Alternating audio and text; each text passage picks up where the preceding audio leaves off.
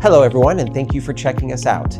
This is SAC Health Answers, a program where we answer your questions about health so we can empower you to make decisions for your health and well-being. I'm Dr. Jason Lohr. Many of you may know me as the CEO at SAC Health, but I'm also a practicing family medicine physician. And today's question is actually one of the most common questions I get from my patients. And this question is on, I hear that inflammation in the body can increase my risk for many things, all the way from heart disease to dementia to even autoimmune diseases like arthritis.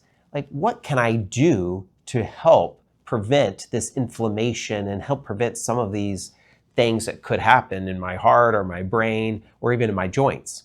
When we talk about inflammation in the body, there's a lot of things that can cause inflammation. That can be everything from infections that can inflame the body, and we know that when we get a bad infection, we could develop high fever, we could develop muscle aches, and so there's actually inflammation going on in the body. We feel it, we actually know it's happening, and the fever is one of those signs, as well as the pain in the muscles. But there's other things that can cause inflammation, including the food we eat.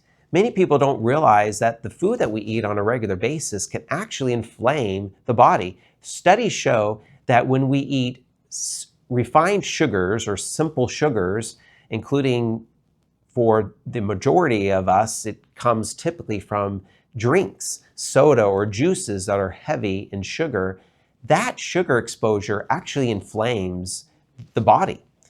There's also certain foods that will inflame the body, including processed foods, highly processed foods that we may get from snack food and other highly processed foods, and as well as from meats, especially processed meats or deli meats. They're very, very highly processed. When we eat that, we actually also have inflammation going on in our body. So what can you do to prevent this? Very, very key to prevent it is stay healthy. One of the best ways is to see your primary care doctor, get checkups, get the vaccines that you need to help prevent infections because they also cause inflammation, but also see your doctor and make sure that they can do blood tests and other tests to make sure there's no current inflammation going on in the body. The other thing that's really important to do is to do things that are healthy lifestyle. That includes exercise. We know that exercise directly decreases inflammation in the body. So even if it's as simple as just walking 15 or 20 minutes a day, that's a great exercise that you can do. And then also the food. We talked about foods that increase the inflammation. What about foods that decrease the inflammation? There's a lot of foods, and that's typically the foods that we hear about as being best for us.